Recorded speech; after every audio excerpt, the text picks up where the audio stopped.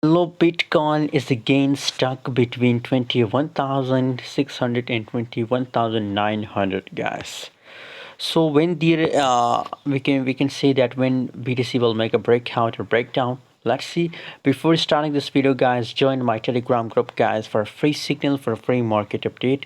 The link is available in video description. BTC, guys, now we have to wait for the breakout or breakdown, guys. A lot of people are asking that now the trend is reversal, but I'm still bullish in Bitcoin, guys. Possibilities that it will pump, guys. Looking here, the volume is also looking bearish, 40.02%.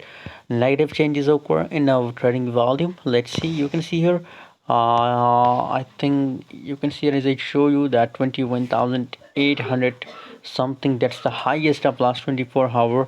So we have to wait for the breakout or wait for the breakdown, guys. Now it will make a reversal, so now we have to wait for the breakdown or not. So again, I'm sure, guys, a lot of 70% possibilities for BTC to pump, guys.